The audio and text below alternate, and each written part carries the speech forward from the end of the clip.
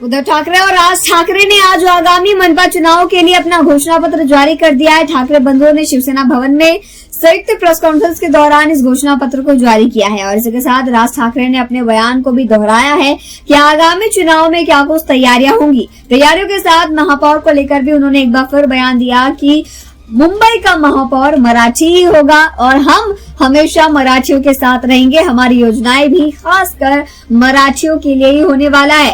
इसके साथ राज ठाकरे ने कहा कि हम हिंदू हैं, हिंदी नहीं, इसलिए हम अपने अस्तित्व को बचाने के लिए किसी भी हद तक जाने को तैयार है। इसी पर उद्धव ठाकरे ने भी बयान दिया कि क्या भाजपा मराठियों को हिंदू नहीं मानती है, क्योंकि भाजपा लगातार कुछ दिनों से बयान दे रही है कि महापौर भाजपा की ओर से हिंदू होगा और मराठी होगा। वो हम बता देना चाह रहे हैं कि मराठी ही असल हिंदू है। क्या कुछ दोनों नेताओं द्वारा कहा गया, सुनिए।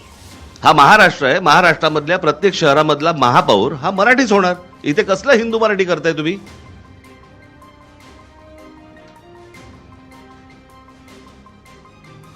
आणि मला मी त्या दिवशी म्हटलं नाही का तुम्हाला की आम्ही हिंदू आहोत, हिंदी नाही आहोत? तुम्हाला महाराष्ट्रातल्या या शहरांमध्ये मराठीचा मान हा तुम्हाला राखलाच पाहिजे।